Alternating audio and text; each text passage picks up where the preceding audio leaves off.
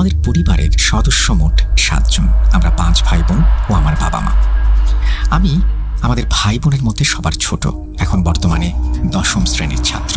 আমি যখন খুবই ছোট তখন আমার আম্মুর কিছু মানসিক সমস্যা থাকার কারণে উনি আমাদের সঙ্গে থাকতেন না। উনি ওনার বাবার বাসায় চলে যান। ওনার বাবার বাসায় চলে যাওয়ার পর আমরা জানতে পারি যে উনি খাবার খাওয়া, গোসল করা সব কিছু বাদ দিয়ে দিয়েছেন। উনি প্রায় সব সময় একা একা কথা বলতেন, যেগুলো ছিল খুব অদ্ভুত। আম্মুর সমস্যার কারণে আব্বু একজন কবিরাজের সাহায্য নেন। তখন হুজুর আমাদের বাসায় আসেন। উনি বলেন 1 পট মেপে চাল, 1 টুকরো পেঁয়াজ এবং 1 চিমটি নুন ওনাকে জোগাড় করে দিতে হবে। আমরা ওনার কথা মতো সবকিছু জোগাড় করে দেই। উনি একা রান্নাঘরে ঢুকে সেই 3টি উপকরণ পাতিলে পানিতে দিয়ে চুলায় রান্না করেন। তারপর উনি সেগুলো আমাদের বাড়ির নিচে রেখে আসেন। তারপর উনি বলেন ঘরের নিচে কেউ যেন না যায়। আমরাও ওনার কথা মতো ঘরের নিচে আর যাইনি। পরের দিন সকাল 7টার দিকে কলিং বেলের আওয়াজে ঘুম ভাঙে। দরজা খুলে ওনাকে দেখতে পাই। উনি এসে বলেন একজন লেবার নিয়ে আসুন এবং বাড়ির প্রথম পিলারটি খোদাই করুন। সকাল 7টা হয়, তখন কোনো লেবার পাইনি, যার কারণে আমার আব্বু আর আমার বড় ভাই ওনারা দুজন মিলেই খোঁড়াখুড়ির কাজ করেন এবং সেখান থেকে 2টি চিপসের প্যাকেট পাওয়া যায়, যার 2টির ভেতরে ছিল তাবিজ। তারপর হুজুর তাবিজগুলো পরিষ্কার করে আগুন দিয়ে মোমগুলো গলান এবং সেই 2টি তাবিজের ভেতর থেকে বের করে নিয়ে আসেন ছোট 2 টুকরো কাগজ। এগুলোতে আরবিতে অনেক কিছু লেখা ছিল এবং প্রথম তাবিজটিতে আমার আম্মুকে কেউ এঁকেছিল এবং দ্বিতীয় তাবিজটিতে আমার বড় বোন। হুজুর এসব দেখেন। তারপর আমার আব্বুকে জানান উনি এই সমস্যার কোনো সমাধান করতে পারবেন না। এটি একটি ভয়ঙ্কর ব্ল্যাক ম্যাজিক, যেটা তার দ্বারা ভাঙা সম্ভব না। এবং পরের দিন আমরা খবর পাই যে ওনাকে কেউ একজন খুবই বিভৎসভাবে মেরে ফেলেছে। আমরা খবরটি শুনে খুবই আতঙ্কিত হই। সেই দিন আমরা রাত 2টার দিকে রাতের খাবার খাই এবং নিজ নিজ জায়গায় চলে যাই ঘুমানোর জন্য। আমাদের বাসাটি ছোট হওয়ার কারণে আমার 3 বোন একসাথে ঘুমতো এবং আমি, আব্বু আর আমার ভাই একসাথে ঘুমাতাম। সেই দিন আমার বোনদের রুম থেকে কান্নাকাটির আওয়াজ আসলো, যার জন্য রাত 3:30টার দিকে আমার ঘুম ভেঙে যায়। আমার আব্বু তখন জেগে ওঠেন। যখন রুমে প্রবেশ করি তখন আমরা দেখতে পাই আমার বোন খাটে নেই এবং আমার মেজো এবং ছোট বোন খাটে তখনও ঘুমাচ্ছে। রুমে ঢোকার পরেও কান্নাকাটির শব্দ শোনা যাচ্ছিল। আমরা রুমে আমাদের বড় বোনকে খুঁজতে থাকি। তখন কিছু একটা দেখে আমার ভাইয়া হঠাৎ আঁতকে ওঠে। আমরাও লক্ষ্য করি এবং দেখতে পাই আমার আম্মু এবং বড় বোন ফ্যানের সাথে ঝুলে আছে। তা দেখে আমরা জ্ঞান হারাই। আমার যখন জ্ঞান ফেরে তখন আমি নিজেকে আবিষ্কার করি আমাদের ঘরের ফ্লোরে। আমি উঠে দাঁড়াই এবং ড্রয়িং রুমের দিকে পা বাড়ালে দেখতে পাই আমার আম্মু, আমার বড় বোন ওনারা একজন কালো অবয়বের সঙ্গে গল্প করছে। অবয়বটি কালো ছিল, সে পুরুষ নাকি মহিলা তা বুঝতে পারিনি। আমরা চিৎকার দিয়ে আবারও জ্ঞান হারাই এবং নিজেকে আবিষ্কার করি হাসপাতালে। তখন একজন নার্স এসে আমাদের জানায় আমি রাস্তার ধারে পড়েছিলাম এবং সেখানেই আমাকে খুঁজে পাওয়া যায়। আমার মাথা ফেটে রক্ত বের হচ্ছিল এবং সেই কারণেই আমাকে হাসপাতালে নিয়ে আসা হয়েছে। আমি তখন নিজের মাথায় হাত দিয়ে বুঝতে পারি আমার পুরো মাথা জুড়েই ব্যান্ডেজ। আমি তখন খুব কান্নাকাটি করতে থাকি এবং ওনাকে বলি আমাকে বাসায় দিয়ে আসার জন্য। উনি আমার কাছে বাসার ঠিকানা জানতে চান। আমি ওনাকে ঠিকানা বলতেই উনি চমকে ওঠেন। তিনি জানান তুমি সিলেট সদর থেকে সুনামগঞ্জে কিভাবে আসলে? তা শুনে আমার মাথায় আকাশ ভেঙে পড়ে এবং আমি খুবই কান্নাকাটি করতে থাকি। তখন উনি আমাকে জানান আমাকে বাসায় পৌঁছে দেবেন। ওনার কাজ শেষ হয়ে গেলে উনি ওনার কাজ সেরে তারপর আমার বাসার উদ্দেশ্যে রওনা হন। বাসায় যাওয়ার পর দেখি আমার আব্বু এবং ভাইয়া কান্নাকাটি করছে এবং বলছে তুই এতদিন কোথায় ছিলি? আমার সাথে থাকা মহিলা আব্বুকে সব ঘটনা জানান।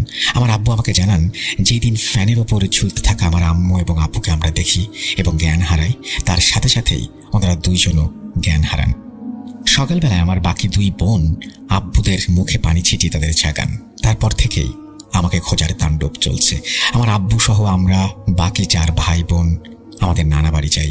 দেখতে পাই সেখানে আমার আব্বু এবং আম্মুকে। ওনারা আমাদের দেখে জানান ওনারা বাড়িতে ফিরবেন। সেই দিন বেশি রাত হয়ে যাওয়ার কারণে আমার ছোট খালা এবং নানু আমার আব্বুকে জানান অনেক রাত হয়েছে, আজকে থেকে যাও।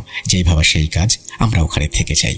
নানু বাড়ি গ্রামে হওয়ার কারণে লোডশেডিং হয় প্রচুর এবং মাগরিবের পর একদম খুটখুটে অন্ধকার চারিদিকে। তখন আমার ভাই আর আমার খালাতো ভাইয়ের সাথে আমরা গল্প করছিলাম।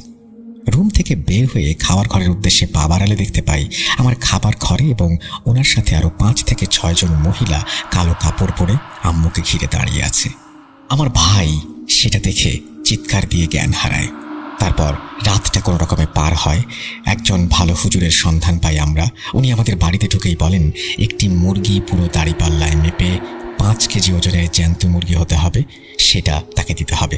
নিয়ে আসার পর তিনি সেই রুমে সেই মুরগি এবং আম্মু আর আপুর 2খানা ছবি নিয়ে ঢোকেন।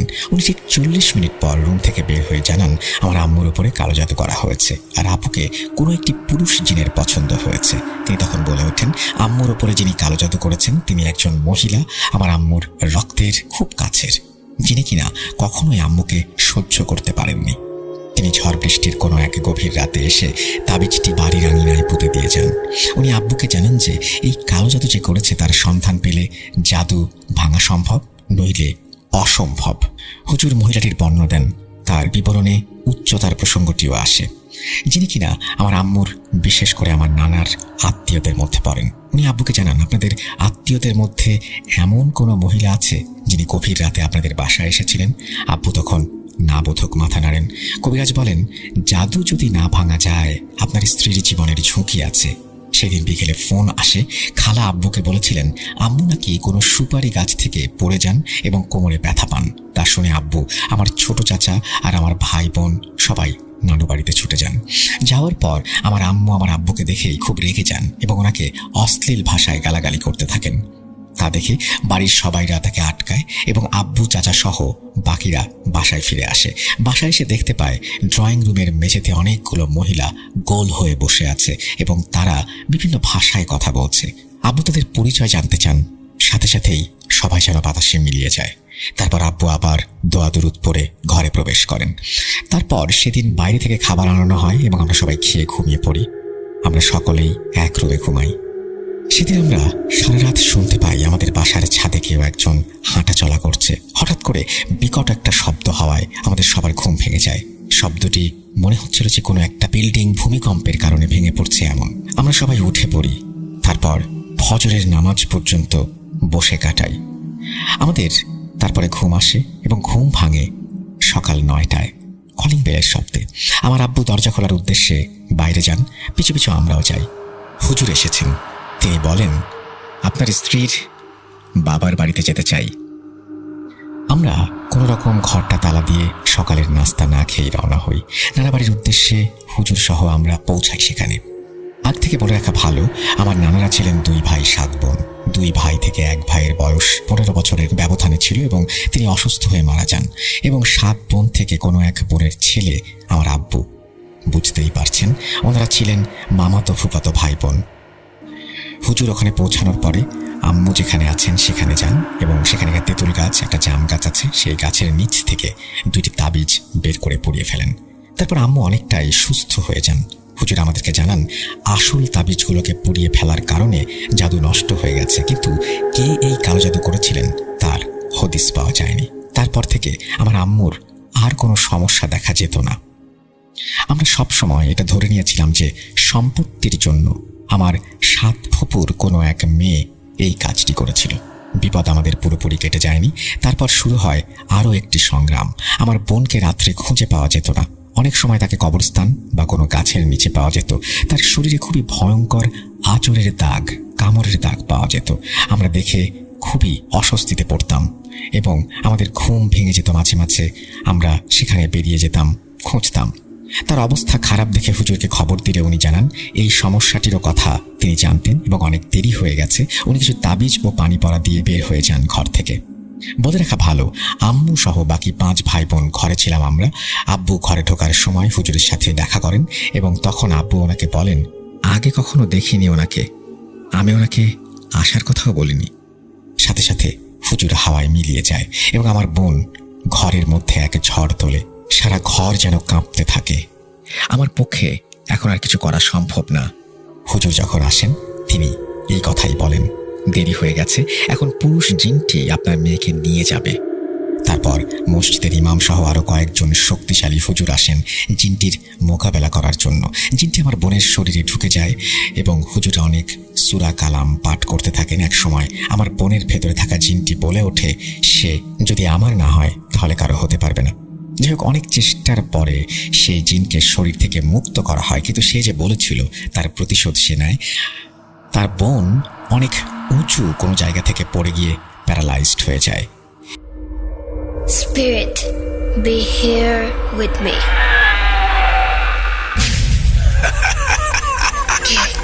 আমার মনে আছে আজও সেই সময়টার কথা, যে সময়টার কথা আমি বলছি। আমি তখন একটা ফ্ল্যাট কিনেছিলাম, আর আমার স্ত্রী একটু একটু করে সেটাকে সাজাচ্ছিল। কোনো প্রপার্টি কেনার পর সাধারণত মানুষের কাছে নতুন করে সবকিছু কেনার মতো বাজেট থাকে না। আমাদের অবস্থাও একই রকম ছিল। কিছু প্রধান দরকারি জিনিস যেমন বেড আর কিছু কিছু জিনিসপত্র কিনেছিলাম, কিন্তু ফার্নিচারে কিছু জিনিস আমরা ভাবলাম যে সেকেন্ড হ্যান্ড নেওয়া যাক।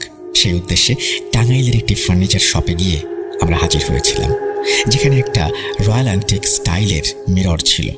আমাদের খুব পছন্দ হয়েছিল। ওটা ছিল ডার্ক ম্যাট ব্রাউন কালারের, মোগল আমলের ফার্নিচারের মতো। মিররের চারপাশে খুব চমৎকার খোদাই করা কাজ ছিল, অনেক বড় বড় ড্রয়ার, কোথাও কোনো স্পট নেই। আমি ভালো করে দেখলাম, একটু পলিশ করলেই একদম নতুন হয়ে যাবে। আমি তখন ভেবেছিলাম, কেউ এত সুন্দর একটা জিনিস কিভাবে বাড়ি থেকে বের করে দিল। যদি আয়নাটা আমরা নতুন কিনতাম অনেক দাম পড়তো। আমি নিশ্চিত ছিলাম এখনও দাম অনেকই হবে, তবে নতুনের তুলনায় তো কম। আমি দাম কমানোর চেষ্টা করলাম, আর দোকানদারও তাড়াতাড়ি চুক্তি করে ফেলল। আমি আয়নাটাকে নিয়ে বাড়ি ফিরে আসলাম। দুপুরের সময় বাড়ি যেতে যেতে কাঠের ফার্নিচার পলিশ করেন যিনি, তাকে ফোন করলাম। বাড়ি ফিরেই দেখলাম লোকটিও হাজির। আমি খুশি হলাম, ভালোই হলো, সন্ধ্যায় আয়নাটা সেট করা যাবে। এদিকে পলিশ করতে আসা লোকটিও বলল এমন আয়না সে কখনো দেখেনি। আমি খুশি হলাম, ভালো জিনিস কিনেছি। আমাদের ফ্ল্যাটটা বেশ বড়, 5 রুমের। মেইন ডোর থেকে ঢোকার সঙ্গে সঙ্গে বামে ড্রয়িং রুম, তারপর একটা লম্বা করিডোর, এরপর একটা বড় লাউঞ্জের পাশে ডাইনিং এর জন্য জায়গা, তারপর 3টা বেডরুম, আর করিডোরের শেষে একটা স্টোর রুম, আর স্টোর রুমের পাশেই রান্নাঘর। আমরা ভেবেছিলাম যে আয়না করিডোরে রাখবো। পলিশের কাজ শেষ করতে করতে দেরি হয়ে গেল, বিধায় সেদিন আর আয়নাটাকে লাগানো গেল না। এরপর রবিবার আমি আর আমার ছেলে আয়নাটা ফিট করলাম। আয়নাটা অনেক বড় ছিল, আর পেছনে 3টা হুক দেয়া ছিল। আমরা মেপে নিলাম এবং ড্রিল করা শুরু করলাম।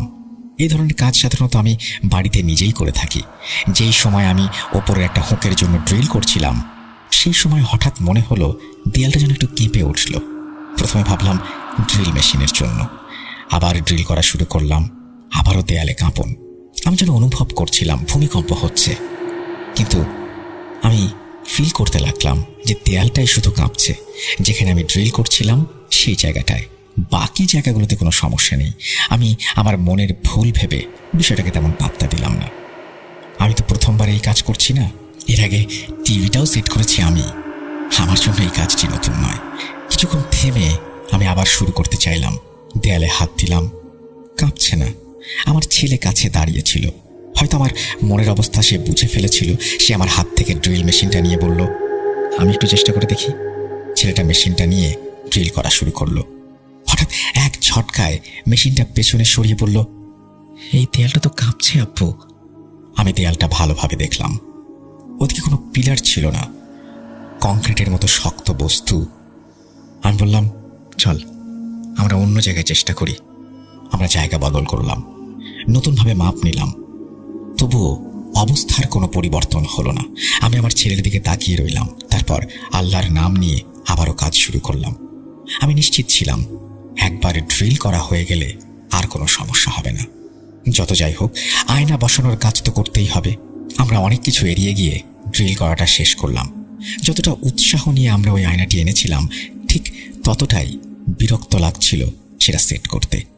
অনেক কষ্টে দেয়ালে 3টা ছিদ্র করতে পারলাম, এবং একদম অবাক করার মতো ছিল যে ওই আয়নাটি ওই জায়গার সৌন্দর্যকে গুণগতভাবে অনেক বেশি বাড়িয়ে দিয়েছিল।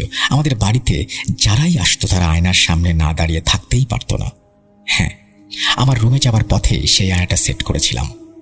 একটা অভ্যাস হয়ে গেল আমার যে বাড়িতে ঢুকলেই আমি চাবি এবং ওয়ালেট সেই আয়নার কনসোলে রাখতাম। এই আয়না আমাদের বাড়িতে আছে তখন 3য় বা 4র্থ দিন হয়ে গেছে। সেদিন আমি আমার গাড়ির চাবিটা কনসোলে রেখেছিলাম। কিছুক্ষণ পর জরুরি কাজে বাইরে যেতে হবে। যখন সেখানে হাত দিলাম, দেখি গাড়ির চাবিটা নেই। আমার ছেলে টিউশনি করতে গেছে। স্ত্রীকে জিজ্ঞেস করলাম, সে বলল সে দেখেনি। আমি ঠিকই মনে করতে পারলাম চাবিটা আমি এখানেই রেখেছিলাম। সব জায়গায় খুঁজে দেখলাম, বুঝতে পারছি না কি হবে। আমি ভাবছিলাম যে এভাবে হঠাৎ করে চাবি হারাতে পারে না। এটা সত্যি আমার জন্য খুব অবাক করা একটা ব্যাপার ছিল। তারপরেও আমি খুঁজতে লাগলাম, পাওয়া গেল না। বাড়িতে আর একটা চাবি ছিল, সেটা পাওয়া গেল। আমি ভাবছিলাম যে এভাবে হঠাৎ করে চাবি হারিয়ে যেতে পারে না। আমাদের বাড়িতে বেশি লোক ছিল না, আমরা 3 জনই ছিলাম। ছেলে সকালে কলেজে, সন্ধ্যায় কোচিংয়ে, আর আমি অফিসে যেতাম। সকাল সকাল কাজে চলে যাওয়াটাই ছিল আমার অভ্যেস। ওয়ালেটটা আমি সন্ধ্যায় অফিস থেকে নিয়ে এখানেই রেখেছিলাম। কিছুক্ষণ পর বাইরে যাব বলে ওয়ালেটটা খুঁজতে গেলাম, কিন্তু সেটা আর খুঁজে পেলাম না। ওই ওয়ালেটে বেশি টাকা ছিল না। আমার সব কার্ড আমি আলাদা করে একটা হোল্ডারে রাখতাম। তবুও শেষ পর্যন্ত এই বাড়ি থেকে জিনিসগুলো কোথায় যাচ্ছে, সবকিছু হারাচ্ছে কেন? আমার মনে সন্দেহ হচ্ছিল, হয়তো আমি মনের ভুলে চাবি আর ওয়ালেট অন্য কোথাও রেখে এসেছি। এদিকে যেখানে আয়নার কনসোল ছিল সেখান থেকে একটু দূরে একটা 2 সিটের সোফা ছিল।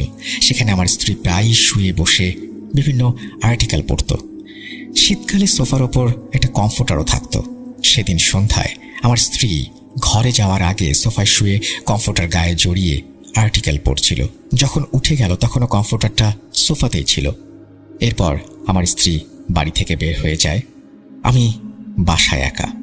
দরজা বন্ধ করে আমি শুয়ে পড়ি। ঘুমের মধ্যেই আমি একটা স্বপ্ন দেখি। আমাদের সেই 2 সিটের সোফার পেছনে আগুন ধরে গেছে। আমি বুঝতে পারলাম যে সেটা অগ্নিকাণ্ডের মতো কোনো বিষয় ছিল না, যেন কোনো কিছু হালকা হালকা জ্বলছে। জ্বলতে জ্বলতে আগুন ঝড়ের মতো ছড়িয়ে পড়ে। কমফোর্টারের সোফাতেও আগুন লেগে গেছে। স্বপ্নে কিছুটা অস্বস্তি অনুভব করলাম। আমি ঘাড় ঘুরিয়ে দেখার চেষ্টা করলাম, কিন্তু আমি কি জানতাম যে এভাবে আমার সেই স্বপ্নটাই সত্যি হয়ে যাবে। আল্লাহ আমাকে মাফ করুক। ঘুম থেকে ওঠার পর আমার তীব্র পানির পিপাসা অনুভূত হলো। আমি সাইড টেবিলের দিকে হাত বাড়ালাম, পানির বোতলটা নিলাম। পানি কিছুটা কম ছিল। বিছানা থেকে উঠে দরজার দিকে গেলাম। দরজা খুলতেই নাকে পোড়া একটা গন্ধ এলো। চোখ ওপরে তুলতেই সেই দৃশ্য, 2 সিটের সোফার পেছন থেকে আগুনের শিখা উঠছে, আর কমফোর্টারেও আগুন। মাথা ঘুরে গেল আমার। তবে নিজের ওপর নিয়ন্ত্রণ রাখলাম। দেরি না করে আগুনে পানি ঢালা শুরু করলাম। প্রধান দরজা খুলে চিৎকার দিলাম। নিচের প্রতিবেশীরা আর গার্ড সবাই এসে পৌঁছালো। আল্লাহর রহমতে আমি ঘুম থেকে উঠে গিয়েছিলাম, নয়তো আল্লাহ জানে সেদিন আমার কি হতো। যেভাবে আগুন লেগেছিল, মুহূর্তের মধ্যেই তা ছড়িয়ে পড়তো পুরো বাড়িতে। পাশের রুমের সোফাটা, সেখানেও আগুন ধরেছিল। কমফোর্টার ছিঁড়ে ছিটকে গিয়েছিল, কিন্তু কাঠের মোড়াতে কোনো ক্ষতি হয়নি। সেই আয়নাটা একদম আগের মতোই আছে। আপনারা বিশ্বাস করবেন না যে আয়না ঝোলানো দেয়ালটার কোনো কিছুই হয়নি, একটু ক্ষতিও না। আমরা সবাই বেশ ভয় পেয়ে গিয়েছিলাম। আর যারা আমাদের এই অবস্থার জন্য সমবেদনা জানাতে আসলো তারা সবাই বলল, ভাই সত্যিই অবাক করা ব্যাপার। দেয়ালে আগুন একদমই ছিল না, এমনকি একটা দাগও লাগলো না। এদিকে আল্লাহর কাছে কৃতজ্ঞ ছিলাম আমি যে উনি আমাকে বাঁচিয়ে দিয়েছেন। আমরা সবচেয়ে বেশি অবাক হয়েছিলাম এটা ভেবেছে, একটা কাঠের জিনিস, সেটা এত কাছে আছে, সেখানে কোনো আগুন ধরবে না। সোফা এবং যে সমস্ত জিনিস পুড়ে গিয়েছিল সব বাইরে ফেলে দিয়েছিলাম। এরপর মেরামতের কাজ করানো হলো। সঙ্গে সঙ্গে সবাইকে দোয়া করতে বললাম। একটা নজর নামাজ পড়লাম, কারণ এই ফ্ল্যাটটা আমাদের জন্য খুব বড়। বাতাসও ভালো লাগে এখানে, আর আমাদের ভালো লাগতো নিজের জায়গাটা সুন্দর করে সাজাতে। তাই মনে হচ্ছিল হয়তো কারো নজর লেগেছে। কিন্তু মেরামত যখন করাচ্ছিলাম তখন আমার আয়না আর কনসোল এগুলো নিয়ে সন্দেহ তৈরি হয়েছিল। ঠিক সেই সময় হঠাৎ আমার নজর পড়ল আয়নার কাঁচের ওপর। সেখানে নিজের মুখের সঙ্গে একটা অস্পষ্ট ছায়ামূর্তি দেখতে পেলাম।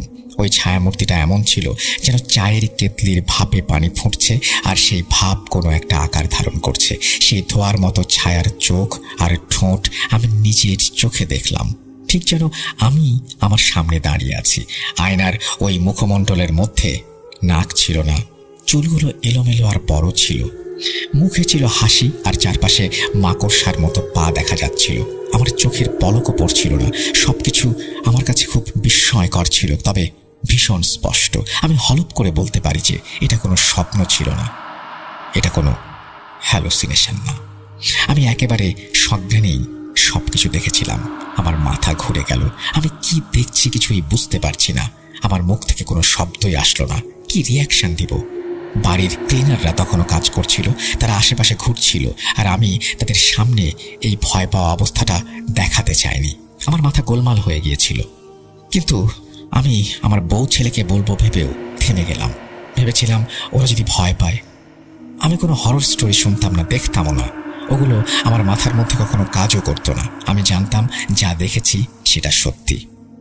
বেশি ভয় লাগছিল কে জানে এই ফ্ল্যাটে আগেও কোনো কিছু ছিল কিনা, কারণ এত বড় বাড়ি আর দামটাও বেশ কম। কি জানি, এই ঘটনার 2-3 দিন পর আমার স্ত্রী এক অদ্ভুত কথা বলে আমাকে। সে বলে, সকালবেলা কাজ করার সাথে সাথে কখনো সূরা ইয়াসিন, কখনো সূরা আর রহমান টিভিতে চালিয়ে রাখত সে। এবং আমরা যখন শিফট হয়েছি কাজের চাপে, এতদিন অনেক বেশি কাজের চাপেই কিছু জিনিস ঠিক মতো করতে চেয়েও করে উঠতে পারেনি, তাই এখনো স্বাভাবিক রুটিনে ফিরতে পারেনি। একদিন চা খেতে খেতে সে আমাকে বলল, টিভি চেক করো।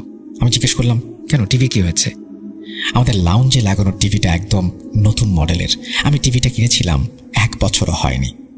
ভিডিও চালু থাকলে স্ক্রিন বন্ধ হয় না যতক্ষণ না সিগন্যাল চলে যায়, বরং এর জায়গায় ওয়ালপেপার চলে আসে, আর পুরো টেলিভিশনের মতো কোনো স্ট্যাটিক স্ক্রিনের আওয়াজও হয় না। আমার বউ বলল, সকালে আমি টিভিতে ইউটিউব চালিয়েছি, সূরা ইয়াসিনে ক্লিক করে রিমোট একপাশে রেখে দিয়েছিলাম, তারপর ঘুরে কিচেনে কাজ করতে লাগলাম। হঠাৎ খুব জোরে একটা নয়েজ হতে শুরু করলো এবং টিভির পর্দায় দানাদান, অর্থাৎ সেই স্ট্যাটিক স্ক্রিন। আমি কানেকশন চেক করলাম, সবকিছু ঠিক ছিল, কিন্তু আমি একটা জিনিস লক্ষ্য করলাম, যখনই অন্য কোনো ভিডিও চালাতাম তখনই সেটা প্লে হচ্ছিল, কিন্তু যেই কোরআন চালাতে চাইলাম কিছুতেই কাজ করছিল না। আমি বললাম, কিছুদিন টিভি ব্যবহার করো না, দেখি কি করা যায়। আমার বউ বলল, এটা কোনো সমাধান নয়। আমি বললাম, আপাতত এটাই আমার কাছে সমাধান মনে হচ্ছে। এর কিছুদিন পর আমি একটা জিনিস লক্ষ্য করলাম যেটা খুবই অদ্ভুত। আমার স্ত্রী একদিন আমাকে বলল, ওর মোবাইল সাইলেন্ট থাকলেও রিংটোন বাজে। আমি আমার মোবাইল তুলে চেক করলাম, আমার মোবাইলেও একই সমস্যা হচ্ছে। তখন একটু সন্দেহ হলো, মোবাইল নিয়ে ফ্ল্যাট থেকে বের হয়ে এলাম। ফ্ল্যাটের বাইরে আসতেই সবকিছু ঠিকঠাক হয়ে গেল। সিম কাজ করছিল না, এখন কাজ করছে। আবারও ফ্ল্যাটে ঢুকলাম, ততক্ষণে আবারও সিম নিয়ে সমস্যা হলো। এরপর একদিন আমি অফিসে ছিলাম, আমার বউকে কাজের জন্য বাইরে যেতে হয়েছিল। ও গেট বন্ধ করে বাইরে চলে গিয়েছিল। 2-3 ঘন্টা পরে সে যখন বাড়ি ফিরল, আমাদের ড্রাইভারও ওর সাথে ছিল, হাতে কিছু শপিং ব্যাগ নিয়ে। আমার বউ বাড়ির ভিতরে ঢুকলো, সে কোনো অস্বাভাবিক কিছু অনুভব করেনি। ড্রাইভার তার পেছন পেছন বাড়িতে ঢুকেছিল, দরজার কাছে ব্যাগ রেখে পেছন দিক থেকে দরজা দিয়ে বাইরে বের হতে চাইল। ঠিক তখনই আমার ওয়াইফ সুইচের দিকে হাত বাড়ালো লাইট জ্বালাতে। ড্রাইভার হঠাৎ চিৎকার করে উঠল, না ম্যাম, হাত দিন না সুইচে।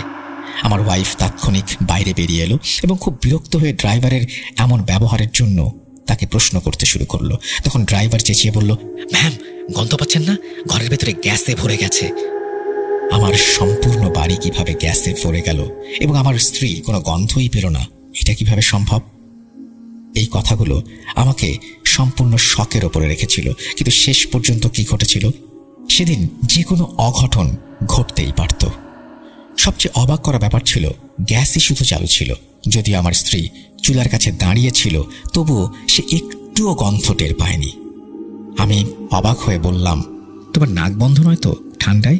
সে বিরক্ত হয়ে বলল, তার ঠান্ডা লাগেনি।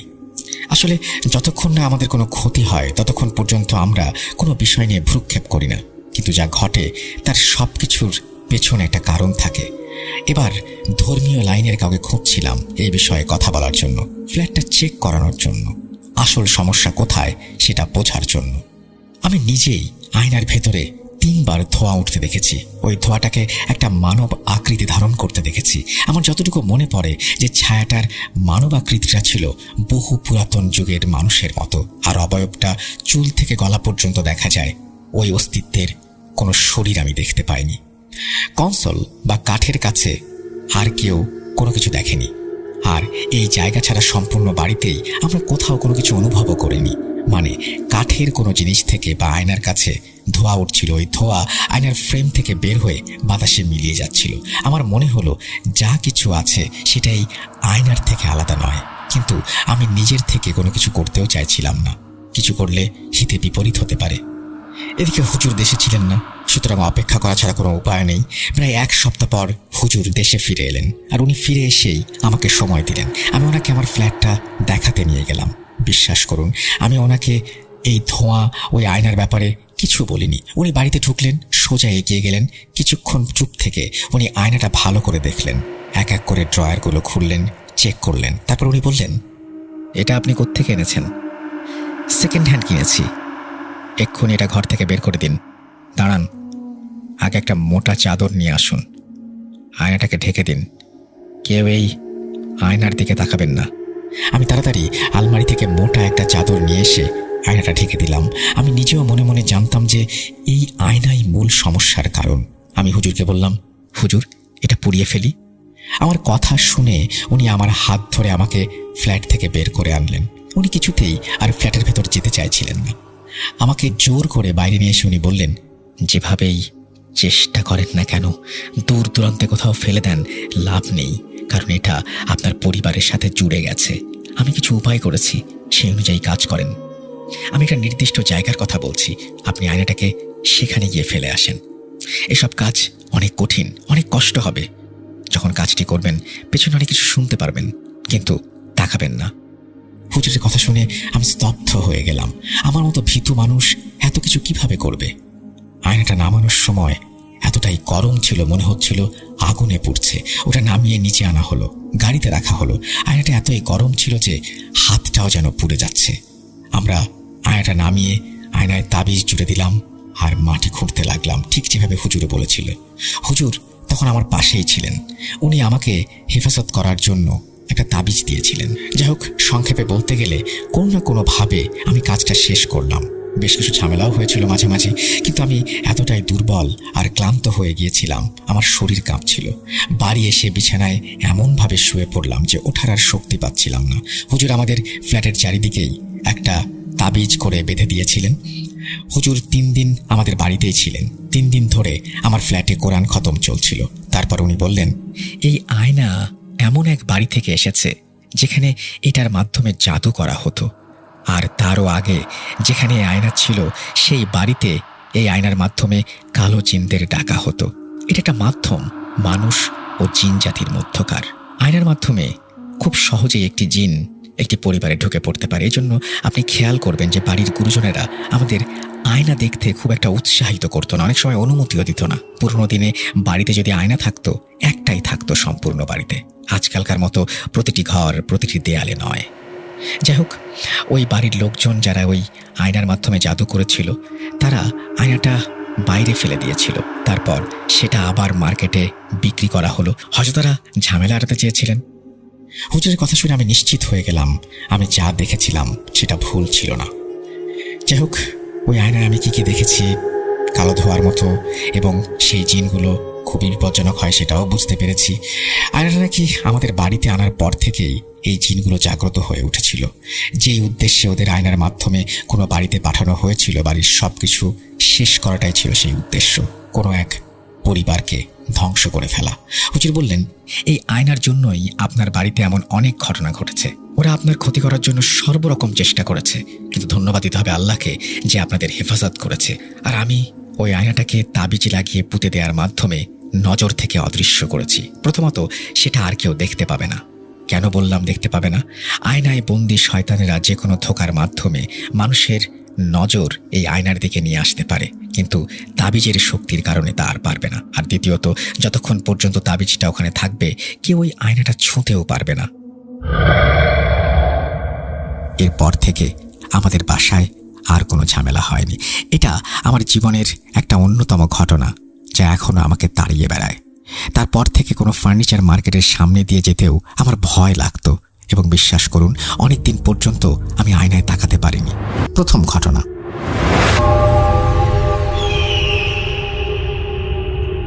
ঘটনা শুরু হয় 2019-এর নভেম্বর মাসে। তখন মোটামুটি ভালোই শীত পড়েছে।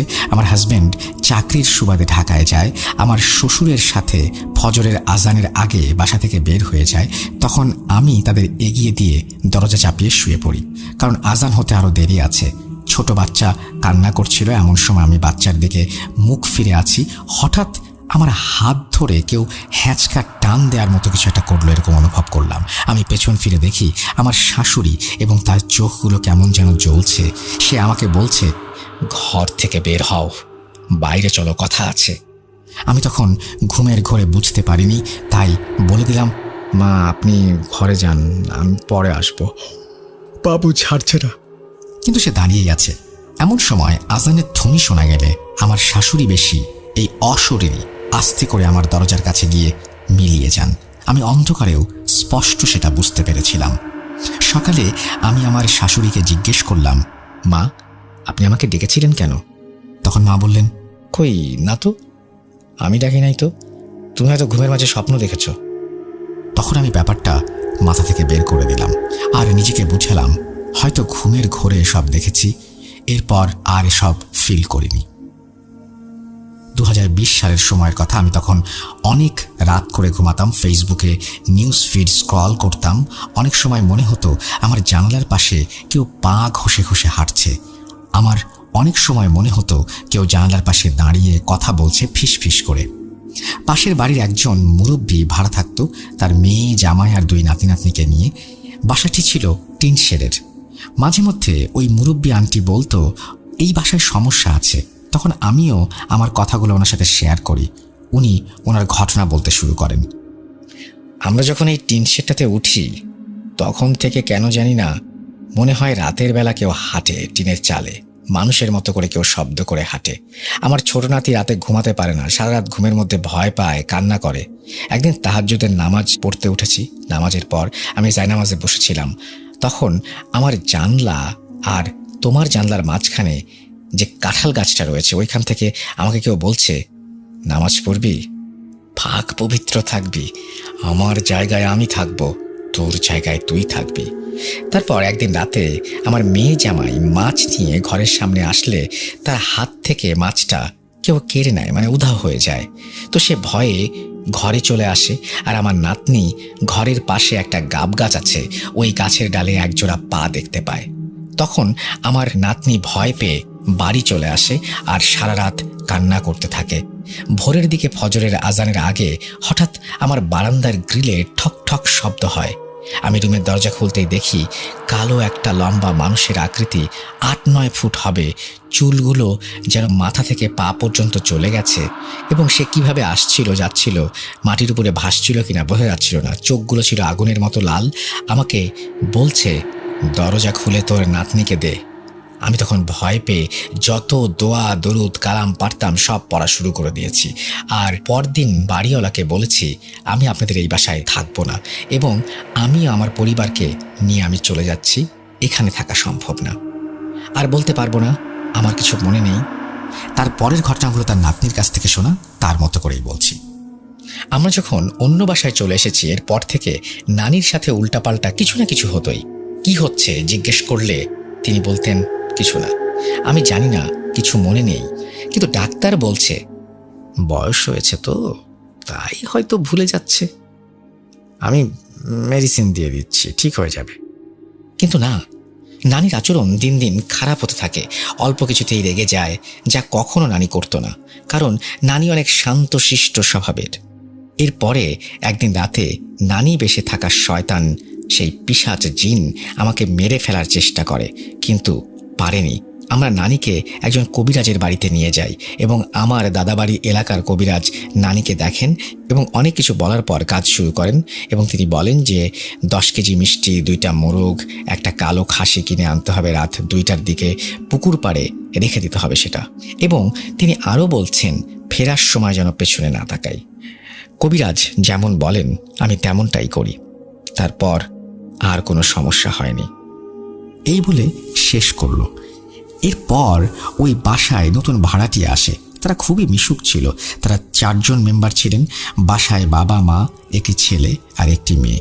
মেয়েটি বিবাহিত, কিন্তু মায়ের কাছ থেকে পড়াশোনা করে ছেলেটা আর্মিতে জব করে আর বাড়ি থেকে দূরে হয়, অনেকদিন পর পর আসে। 5 মাস ভালোই চলছিল, কিন্তু হঠাৎ একদিন মেয়েটা রাতে চিৎকার করে ঘুম থেকে উঠে যায়।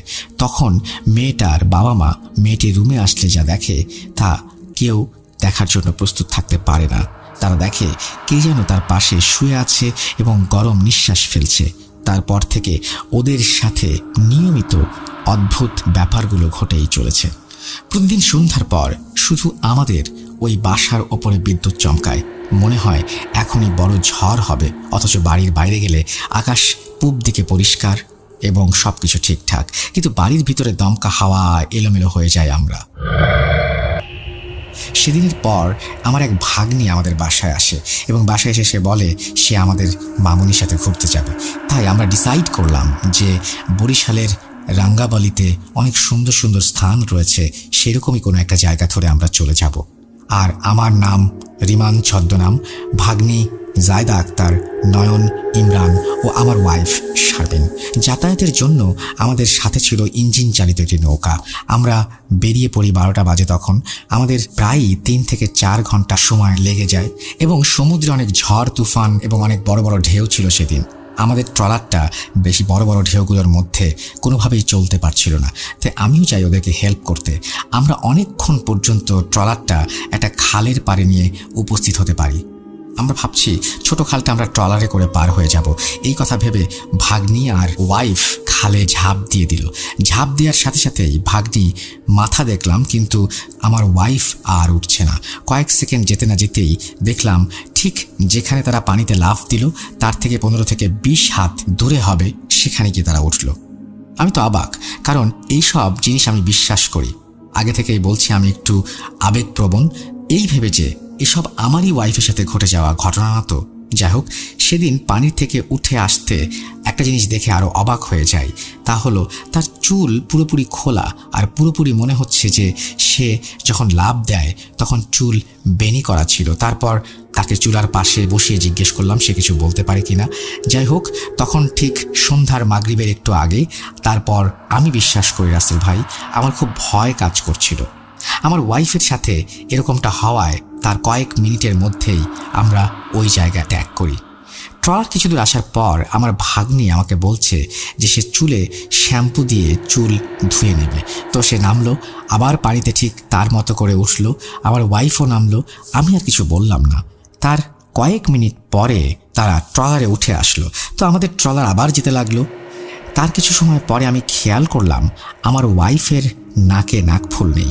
তো আমি তাকে জিজ্ঞেস করলাম নাকফুল কই, সে বলল না। তারপর আবার যখন তাকে একটু জিজ্ঞেস করলাম এবং ব্যাগ ট্যাগ চেক করতে বললাম, এবার সে অনেক রাগ নিয়েই আমাকে বলল, আমি কিছু জানি না, আমাকে কেন জিজ্ঞেস করছো? জিজ্ঞেস করবি তো তোরা সবাই এখানেই মরবি। এই কথা শোনার পরে আমার ভাগ্নি, আমি, আমাদের চাচাতো ভাই, আমরা অনেক ভয় পেয়ে যাই। আমরা কিছু বললাম না। তারপর আমরা বাড়ির ঘাটে এসে পৌঁছালাম। রাত তখন আনুমানিক 7টা থেকে 8টা। বাসায় ঢোকার পরে বাবা মা অনেক বকাবকি করলো।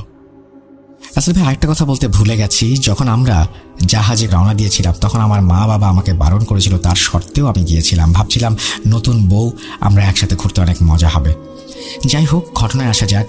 তারপর বাবা মা তো অনেক বকলো এবং বকা শোনার পরে আমরা রাতে খেয়ে দিয়ে শুয়ে পড়ি। এরকম 3-4 দিন ভালোভাবেই কেটে গেল। 5 দিন মাঝরাতে আমার ঘুম ভেঙে যায় এবং আমি দেখি আমার পাশে কেউ নেই। আমি পুরো আগে ভাগে সব কিছু দেখলাম। ভাবলাম আমাকে রেখে রাতে সবাই যে যার মতো কোথায় চলে গেছে। তারপরে ওয়াশরুমে যেতে হবে আমাকে, সেদিকে রওনা দিলাম এবং আমি দেখলাম যে আমাদের যে পাকের ঘর অর্থাৎ রান্নাঘর, সেখানে মাটিতে কিছু চুল ছিটিয়ে আছে এবং আমি খুঁজতে খুঁজতে আমাদের রান্নাঘরে গেলাম। মানে উনি লিখেছেন যেভাবে আমি বুঝতে পারছি না, এবং সেখানে গিয়ে তিনি তার ওয়াইফকে আবিষ্কার করেন এবং তিনি সেখানে পড়ে আছেন এবং তিনি বিড় করে আমার কানের কাছে মুখ নিয়ে খুব আস্তে আস্তে বলছেন, তুই আমার পথের কাঁটা, তোকে মেরে আমি ওকে নিয়ে যাব, পারলে আমাকে আটকিয়ে দেখাস। তারপর সে অজ্ঞান হয়ে গেল। তাকে ঘরে নিয়ে আমি আমার খালুকে ওই রাতেই ফোন দিলাম। রাত 2টা বাজে 20 মিনিট। সে বলল আমার হাতে একটা কাজ আছে, কাজ শেষ করে 2 দিন পরে আসছি। তার কথা শুনে আমার একটু রাগ হলো, কিন্তু সেই রাগ সামলে আমি বললাম, আচ্ছা ঠিক আছে, খালু কবিরাজ মানুষ, রাগ করে কি লাভ, আমারই তো দরকার। বেশি কিছু না ভেবে ঘুমোতে চলে গেলাম। পরদিন আমি আরেকটু বলে রাখি, আমাদের ঘরে ওই দিন দুপুরে আইটেম ছিল পাঙ্গাস মাছ, ইলিশ মাছ আর মুসুরির ডাল। আমার ওয়াইফ সে পাতলা ডাল আর পাঙ্গাস মাছ খায় না। ওই দিন আমরা সবাই যখন দুপুরের খাবার খেতে বসেছি তখন আমি পাঙ্গাস মাছ নিলাম, আমার বাবা মাও নিল, আর আমার ওয়াইফকে দিল একটা টুকরো ইলিশ মাছ। ইলিশ মাছ খেতে বেশি সময় লাগে না। শেষ না হতেই আমার প্লেট থেকে পাঙ্গাস মাছটা ছো মেরে নিয়ে গেল। এবং পাতলা মুসুরির ডাল ছিল, তাও সে নিয়ে গেল। অনেকদিন ভালো মন্দ খাই না, আজকে পেয়েছি, সব কিছু খেয়ে ফেলবো। এরকম একটা হাড় হিম করা পরিবেশ দেখে আমার বাবা মা আমাকে অনেক বকাঝকা করতে লাগলো। আমি সাথে সাথে খালুকে ফোন দিই, তাকে এই কথা বলার পর আমি আজকে রাতে আসছি বলে আমাকে কিছু জোগাড় করে রাখতে বলে। যদিও 1-2 ঘন্টার ভেতর সব কিছু জোগাড় করে ফেললাম। খালু রাতে আসলো। আসার পরে আমার ওয়াইফকে দেখে বলল, বাবা রিমন, ওর ভেতরে যে আছে সে ভয়ঙ্কর এক বদজিন। এই জিন যার উপরে একবার ভর করে সে বেশি দিন বাঁচে না। এই জিন জাতির নামটা আমার ঠিক মনে নেই, সেজন্য ক্ষমা চেয়ে নিচ্ছি। আরও অনেক কথা বলল খালু, সেগুলো না হয় নাই বললাম। খালু ঘরের মাঝে একটা বৃত্ত আঁকলো, তার ভেতরে খালু আমার ওয়াইফকে বসালো। খালু কিছু সূরা পড়লেন কিছুক্ষণ পরে ওই বদজিনটা হাজির হলো এবং আমার খালু তাকে সালাম দিয়ে জিজ্ঞেস করলেন, কে তুই? নাম কি তোর? কোথা থেকে এসেছিস? উত্তরে সেই খারাপ জিনটা বলে উঠল, তুই আমাকে সালাম দিয়েছিস কেন? আমি তোদের জাতির অন্তর্গত নই। এবং তারপরে সে অনেক কথা বলে এবং সে বলে আমার শরীরে লাগে তাই আমাকে শাস্তি দেবে। তারপরে সে যেটা করে সেটা হচ্ছে কোনো একটা কারণে সে তার শরীরে আঘাতপ্রাপ্ত হয় এবং সে পানিতে ডুব দেয়। আমি এই লেখাটা আসলে কিছুই বুঝতে পারছি না, যাই হোক অনেক দূর চলে এসেছি, সুতরাং শেষ করি। এবং তারপরে সে বলল নমস্কার, আরও বলল সে নাকি তাকে অনেক পছন্দ করে, তাকে নিয়ে যাবে। শরীর ছেড়ে সে কোনোভাবে যেতে রাজি হচ্ছিল না। এরকম একটা অবস্থায় দোয়া পড়তে শুরু করলাম যেন সে যেতে রাজি হয়। আমি ওকে ছেড়ে যেতে পারি, তবে আমার কিছু শর্ত আছে, সেগুলো মানলে আমি চলে যাব। খালু জিজ্ঞেস করলো কি শর্ত? সে বলল, আমাকে 10 কেজি মিষ্টি, 3টি কালো একদামে কেনা পাঠা তোদের বাড়ির উত্তর দিকে 3 মুখের নদীতে রেখে দিয়ে আসতে হবে, পেছন ফিরে তাকানো যাবে না। যাই হোক, আমরা যেটা করলাম সেটা হচ্ছে যে এই জিনিসপত্রগুলো জোগাড় করলাম। 30 বছরের আগে কোনো বাচ্চা কাচ্চা এবং তারা আরও কিছু কথা বলেছিল। আমি আসলে লেখাটা পড়তে খুবই অস্বস্তি বোধ করছি, তারপরেও পড়ে যাচ্ছি। এবং তিনি বলছেন যে এই যে জিনিসপত্রগুলো তারা চাইলেন সেই জিনিসপত্রগুলো আনতে হবে এবং পেছন ফিরে তাকানো যাবে না। এবং তারপরে তারা আরেকটা ইনস্ট্রাকশন দিল যে ওর 30 বছরের আগে ও যেন কোনো বাচ্চা কাচ্চা নেয়, যদিও বাচ্চা নেয় সেটা নষ্ট হয়ে যাবে। যাই হোক, আমরা এইভাবেই চলতে লাগলো এবং একটা সময় যেটা হলো হুজুরের মাধ্যমে তিনি তার সমাধানও পেয়েছিলেন, সেই কথা তিনি বলতে চাচ্ছেন। এবং তিনি বলছেন যে যেই মেয়েটা এবং তিনি আরও কিছু নিয়মকানুন বলে দেন যে এই মেয়েটা তাকে ডান দিক দিয়ে শুয়াই দিবা। এবং এই কথা বলার সাথে সাথে আমাদের ঘরের সেই সৌর বিদ্যুৎ বাতিগুলো একসাথে সব নিভে গেল। আর চারিদিকে দক্ষিণ দিক থেকে আমাদের দক্ষিণ দিক থেকে ভয়ঙ্কর মর্মর শব্দ হতে লাগলো, যেন কিছু একটা পড়েছে। কিছু সময় পরে আবার সবকিছু স্বাভাবিক হয়ে গেল। ফাইনালি আল্লাহর অশেষ রহমতে সেই নরপিশাচ জিনটা চলে গেল। তারপরে খালু বলল যে বিপদ কিন্তু এখনো রয়ে গেছে। আমি বললাম কি বিপদ? খালু বলল ওর কথা দেয়া, কিন্তু ও কথা দিয়ে তো কথা রাখে না। এই নরপিশাচগুলো বেঈমান জাতির হয়। ও আবার আসতে পারে। শরীর বন্ধ করতে হবে এবং তাই ওকে গোসল টোসলও করতে হবে এবং কিছু কিছু সূরা টুরা পড়ে খালু তাকে কিছু তিনি বলছেন যে খালু চলে যায় আর বলে যায় যে এগুলো জোগাড় করে রাখতে এবং সে ফোন দিয়ে আসবে, শারমিনকে গোসল দেবে। আমি তার কথা মতো সব কিছু জোগাড় করে 2 দিন পরে সে আসে, গোসল দেয়া হয়। তারপরেই এরপরেও এই সমস্যার সমাধান হয় নাই। তাই খুব বুক ভরা কষ্টের সাথে জানাতে হচ্ছে যে অজানা কোনো এক কারণে আমাদের মাঝে ডিভোর্স নামের একটা দেয়াল তৈরি হয়। আমি নাদিম, আমি বর্তমানে ঢাকায় থাকি এবং আমার হোম ডিস্ট্রিক্ট হচ্ছে বরিশালে, এবং ঘটনাটি বরিশালের কোনো একটি সদর উপজেলার ঘটনা, সদর উপজেলার একটি ইউনিয়নের ঘটনা। ইউনিয়নের নামটা আমি সংগত কারণে বলছি না। ঘটনাটির সময়কাল আমার জানা মতে আমি এক বড় ভাইয়ের কাছ থেকে শুনেছিলাম ঘটনাটি, এবং ঘটনাটির সময়কাল 1988 বা 1990 সালের ঘটনা এটি। তো আমি যে এলাকার ঘটনাটি বলছি ওই এলাকাটিতে একটি মাত্র গোরস্থান আছেন, যেটাকে বলা হচ্ছে পাবলিক গোরস্থান আর কি।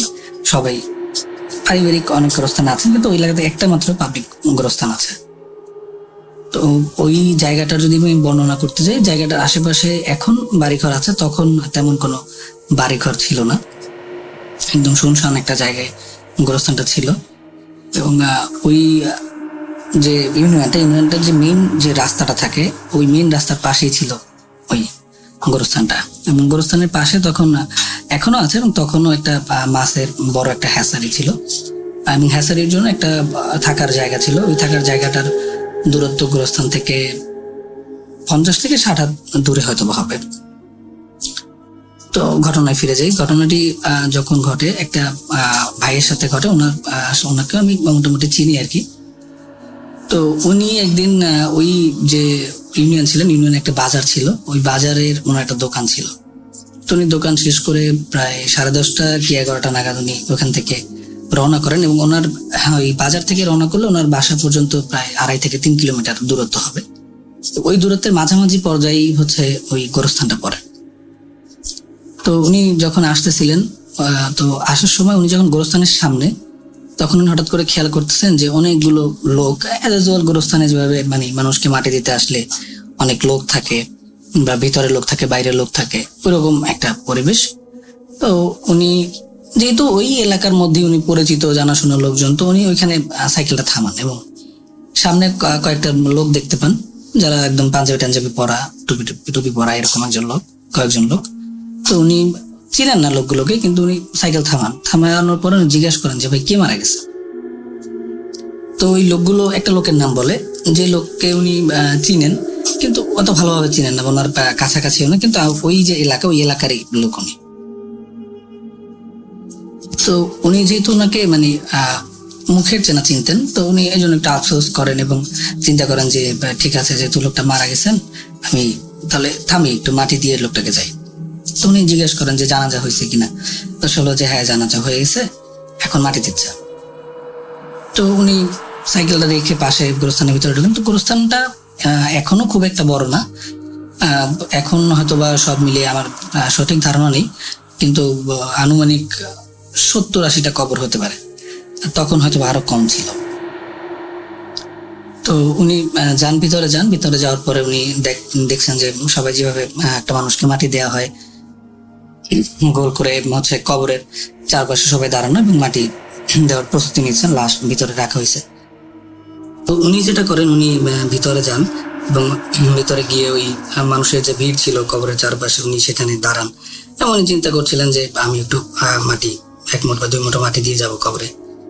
তো উনি ওইভাবে ওখানে দাঁড়িয়ে থাকেন এবং সুযোগ খুঁজেন যে কখন আসলে একটু মাটি দেওয়ার সুযোগ পাবেন, উনি চলে যাবেন। তো এখন এমন একটা সময় উনি ওই যে কবরের মানে লাশের যে পায়ের পাশটা, ওইখানটাতে উনি দাঁড়ানোর একটা সুযোগ পান এবং উনি ওইখানে যান। ওইখানে যাওয়ার পরে উনি খেয়াল করেন যে মানে লাশের মুখের দিকে তাকিয়ে যে ওই লাশটা উনি হালকা করে একটু হেসে আছে, মানে এরকম একটা অবয়ব মুখের। তো উনি ভাবেন যে আসলে লাশের তো অনেক সময় অনেক মুখ থাকে, কিন্তু বড় করে কোনো হাসি দেয়া এরকম না, হালকা করে একটা হাসির মতো দেয়া। তো উনি ভাবলেন যে লাশের তো অনেক সময় অনেক রকম ভাবে মুখ থাকে বা চেহারা থাকে, হয়তো বা ওনার ওইরকম কোনো একটা বিষয়, উনি বিষয়টা হালকা ভাবেই নেয়। এবং উনি যখন নিচু হয়ে মাটিটা ফেলতে যাবেন, উনি তখন মানে মাটি ফেলে যখন উপরে তাকালে উনি দেখতে পারেন যে লাশের পা দুটো সোজা করা, কিন্তু লাশটা উঠে বসে আছে। পা দুটো যেরকম মানে শো অবস্থায় যেরকম পা থাকে ওইরকমই পা ছিল, কিন্তু উঠে বসে আছে। উনি তখন মানে আশ্চর্য হন এবং চারপাশে তাকিয়ে দেখেন যে চারপাশে আসলে কেউ নেই। মানে এতক্ষণ উনি যে মানুষ দেখছিলেন, যে প্রায় 25-30 জন মানুষ ছিল ওখানে, ওরকম কোনো মানে মানুষের কোনো চিহ্নই ওখানে নেই, শুধুমাত্র উনি এবং ওই লাশটা ওরকম ভাবে রাখা ওখানে এবং বসা। কিন্তু লাশটা এজ ইউজুয়াল মানে চোখ বন্ধ করা যেরকম থাকে একটা লাশ সাধারণত, ওইরকমই, কিন্তু উঠে বসা। তো উনি আসলে প্রচন্ড ভয় পায়। উনি যে মানে হাঁটু ভাঁজ করে যে বসা ছিলেন ওখান থেকে উনি উঠতে যান, কিন্তু উনি যখনই উঠতে যান তখনই উনি অনুভব করেন যে মানে একটু ঘুরে উঠতে গেলে কেউ ওনাকে টেনে ধরছেন, এবং উনি চেষ্টা করতেছেন যে ওখান থেকে আসলে পুরোপুরি ভাবে দাঁড়ানোর, কিন্তু উনি সেই সুযোগটা পান না। এবং কোনো কারণে হয়তো উনি ব্যালেন্স লস করলেন বা পিছনে টান লাগছে, এই কারণে উনি সোজা গিয়ে কবরের ভিতরে পড়েন। এবং কবরের ভিতরে যখন পড়েন তখন ওনার অনুভব হয় যে না, এখানে কিছু নেই, কোনো লাশ নেই বা কোনো বস্তু নেই, কিছুই নেই। মানে উনি জাস্ট একটা মাটির উপরে গিয়ে সরাসরি পড়ছেন। এবং উনি যখন মাটির উপরে গিয়ে পড়ার পরে উনি যখন উপরের দিকে তাকান, উনি তাকালে দেখেন যে উনি যেভাবে ওইখানে বসা ছিলেন, ওই লাশটা ওইভাবে বসা এবং মানে কাফনের কাপড় পরানো, কিন্তু ওইভাবে বসা। মানে ঠিক ওনার মতো করে এক হাঁটু ভাঁজ করে বসা এবং ওনার দিকে তাকিয়েছিলাম, এমন একটা প্রস্তুতি নেওয়া যে উনি যেরকম মাটি দিতে চাচ্ছিলেন ওনার গায়ে সেরকম মাটি ফেলবেন, এরকম একটা অবস্থা। তো উনি প্রচন্ড ভয় পায় এবং ভয় পাওয়ার সাথে সাথে উনি ওখানে মানে সেন্সলেস হয়ে যায়। তো সেন্সলেস হওয়ার পর ওনার বা ধারণা নেই উনি কতক্ষণ পরে ওনার সেন্স ফিরে পাইছেন, কিন্তু ওনার যখন সেন্স আসে উনি দেখতেছেন যে উনি আসলে ওই কবরের ভিতরে শোয়া এবং ওনার যে চারপাশ সেখানে মানে কোনো মানুষ নাই, জন্য মানে কোনো কিছুর কোনো শব্দ নেই, একদম নিশ্চুপ একটা জায়গা। এবং আসলে ওই সময়ে মানে নিশ্চুপ থাকাটাই স্বাভাবিক ওই জায়গাটা। কিন্তু উনি যখন উনি মানে বেহুশ হন তার আগে যে উনি যত মানুষের কোলাহল, মানুষ ছিলেন বা লাশের যে ঘটনাটা ছিল ওরকম কোনো ঘটনা উনি আসলে পরবর্তীতে যখন ওনার জ্ঞান ফিরেন তখন কোনো কিছু দেখতে পান না। তো উনি স্বাভাবিকভাবেই মানে ওখান থেকে উঠে আসেন। তো আমরা তো সবাই জানি একটা কবরের মানে মানে গভীরতাটা কতটুকু হয়। তো উনি একটু কষ্ট করে স্ট্রাগল করে ওখান থেকে উঠে আসেন, কারণ উনি পড়ে যাওয়ার কারণে কিছু ব্যথাও পাইছেন টুকটাক। তো উনি উঠে আসার পরে মানে ওনার কাছে মনে হচ্ছে যে মানে রাস্তাটা হচ্ছে বাম দিকে, কিন্তু আসলে মানে যে রাস্তাটা মানে আমরা মানে কেউ যখন ওই মেন রাস্তা থেকে যায় তো কবরটা হচ্ছে গিয়ে হাতের বাম দিকে পড়ে আর কি। যদি মানে ওই বাজারের দিক থেকে আসতে যায় তাহলে হচ্ছে বাম দিকে পড়ে হাত। তো উনি যেহেতু উঠছেন কবর থেকে, তো ওনার ডান দিকে হওয়ার কথা, গোরস্থানের ডান দিকে রাস্তাটা হওয়ার কথা, কিন্তু উনি দেখতেছেন যে রাস্তাটা হচ্ছে বাম দিকে। তো উনি আসলে ওই মুহূর্তে উনি একটু প্যানিকড, এই জন্য উনি অত কিছু মানে খেয়ালও করেন নাই বা ভাবেনও নাই, উনি সোজা বাম দিকে হাঁটা শুরু করছেন। এবং এই বাম দিকে মানে কবরের যে মানে গোরস্থানটার যে পূর্ব পাশটা ছিল ওই দিকটাতে হচ্ছে গিয়ে একটা হ্যাসারি ছিল এবং হ্যাসারির একটা বাড়িঘর ছিল। কিন্তু উনি 2-3 পা হাঁটার পর ওনার কাছে মনে হলো যে আসলে এই দিকে তো রাস্তা না, রাস্তাটা তো ওই দিকে, আর ওইদিকে হচ্ছে ঢালু, মানে ঢালুর পরে হচ্ছে ক্ষেত, ধান ক্ষেতটা পার হয়ে হচ্ছে গিয়ে যেতে হয় ওই হ্যাসারির দিকে। তো উনি দেখতেছেন যে এইদিকে ঢালু, আর যেটা হচ্ছে মেইন রাস্তা দিকে ওদিকে হচ্ছে সমান একটা জায়গায় রাস্তার মতো করা আছে গোরস্থানের ভিতর থেকে। তো ওনার কাছে তখন ওনার মানে জিনিসটা মনে পড়ে যে এইদিকে রাস্তা নাই।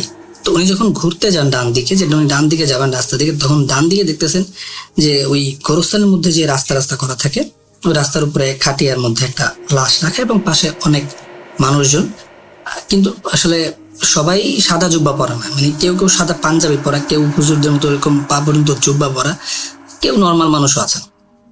তো উনি এবার আসলে একটু ভয় পান যে গতবারে উনি সেম জিনিসটা দেখছেন কিন্তু দেখার পরে ঘটনা ঘটলো উল্টো, তাহলে এবারও হয়তো বা কোনো মানে আসলে উল্টো কিছুই ঘটবে। তো উনি ভয় পান এবং ভয় পাওয়ার পর উনি চিন্তা করেন যে আসলে তাহলে আমি ওই যে হ্যাচারি আছে হ্যাচারির দিকে আমি চলে যাবো, কারণ হ্যাচারির মধ্যে 2-3 জন মানুষ থাকে, এটা সবাই জানতো যে যারা পাহারা দেয় আর কি। তো উনি নামলেন এবং নেমে আসলে হ্যাচারির দিকে যাচ্ছেন, কিন্তু আসলে ওনাকে যে হ্যাচারির দিকে পাঠানো হচ্ছে বা হ্যাচারির দিকে যাওয়ার জন্য ওনাকে ইনফ্লুয়েন্স করা হচ্ছে এটা আসলে উনি তখন বুঝতে পারে নাই। তো উনি হচ্ছে গিয়ে ওই ঢাল থেকে নেমে যে ধান ক্ষেত আছে, ধান ক্ষেত তখন ধান ছিল না, তো ওই ক্ষেত পার হয়ে উনি হ্যাচারির দিকে উঠতে হলে হ্যাচারিতে উঠতে আবার একটু উঁচু জায়গা আছে। তো উনি ওই উঁচু জায়গাটাতে উঠেন, মানে পুকুরের যে পার হয় আর কি, পাড়টাতে ওঠার পরে উনি যখন গোরস্থানের দিকে তাকান তো উনি দেখতে পান যে ওনার আসলে ওই যে মানুষগুলো ওরকমই আছেন, মানে আসলে ওনার দিকে তাকিয়ে আছেন বা ওনাকে দেখছেন কিনা এটা ওনার পক্ষে ওই দূর থেকে 25-30 হাত দূর থেকে বোঝা সম্ভব না। কিন্তু উনি বুঝতে পারছেন যে এখনো ওই যে মানুষগুলো ছিল বা যে সিচুয়েশনটা যেরকম ছিল তখন এখনো ওইরকমই আছে। তো উনি এরপর হ্যাসারির বাসার দিকে চলে যান এবং ওইখানে গিয়ে দেখতে পারেন যে আজকে একটা লোক আছে এবং ওই একটা লোক ওখানে ঘুমাচ্ছে। তো উনি ডাকার পরে তো ওনাকে বলেন যে ওই ভিতর থেকে আওয়াজ আসে যে কে। তো উনি ওনার পরিচয় দেন যে আমি অমুক, আমি একটু আসছি এখানে। তো উনি জিজ্ঞেস করেন ভিতর থেকে দরজা না খুলে যে কেন আসছেন, কি কারণে এত রাত্রে এখানে আসছেন। তো উনি বলে যে আসলে আমি একটু ভয় পাইছি, আমি এখান থেকে যাচ্ছিলাম তাই আমি আসছি। তো ওই লোকটা ভিতর থেকে দরজা খুলে, তো ওনাকে মোটামুটি যেহেতু ছোট একটা মানে এরিয়ার মানে ইউনিয়ন ছিল, ইউনিয়নের মধ্যে ছোট 2টা গ্রাম, তো সবাই মোটামুটি আর কি মুখ পরিচিত, আর যেহেতু ওনার বাজার একটা দোকান ছিল তো টুকটাক সবাই চিনতো ওনাকে। তো এরপরে উনি ওই হ্যাসারির যে লোক ছিলেন উনি ওনাকে জিজ্ঞাসা করেন যে কি হয়েছে। তো উনি পুরো ঘটনাটা ওনাকে খুলে বলেন যে এরকম এই সমস্যা হয়েছে। তো উনি হ্যাসারির লোকটা বলেন যে ঠিক আছে আপনি থেকে যান আমার এখানে, আজকে আপনার যাওয়ার দরকার নেই। তো উনি বলে যে আচ্ছা ঠিক আছে। উনি মনে মনে একটু খুশি হন যে এই সিচুয়েশনে আমি যেতে পারবো না বা আমার কোনো সমস্যা হয় আমি থেকেই যাই। তো তো এরপরে উনি ওই যে লোকটা হ্যাসারি ছিলেন ওনারা ফলোরিং করে উনি ঘুমাতেন, তো উনি ওই বিছানা টিছানা ওনাকে ঠিক করে দেন একটু। উনি ওখানে শুয়ে পড়েন, ওনাকে উনি জিজ্ঞাসা করেন আপনি কিছু খাবেন কিনা। তো উনি বলে যে না আমি কিছু খাবো না, আমি একটু ঘুমাইলে হয়েছে, আমি সকালে চলে যাবো ফজর আজান দিলে। তো ওনারা শুয়ে পড়েন। তো ওনার একটু ঘুম ঘুম আসে, ঘুম ঘুম আসার পরে উনি অনুভব করেন যে মানে একটা শব্দ হচ্ছে। মানে হ্যাসারিটা ছিল, মানে হ্যাসারির যে ঘরটা ছিল ওটা ছিল মানে পাতার ঘর আর কি, যেটা ওই ধানের খড় বলে যেটাকে, ওটা দিয়ে করা আর কি। তো উনি ওইটার বাইরে শব্দ পাচ্ছেন যে পাতার শব্দ হচ্ছে। তো পাতার শব্দ, ওই সময়টা শীতকাল ছিল, শুকনা কাল ছিল, তো পাতার শব্দ হচ্ছে এবং উনি ভাবেন যে এইখানে পাতার শব্দ এরকম হতেই পারে।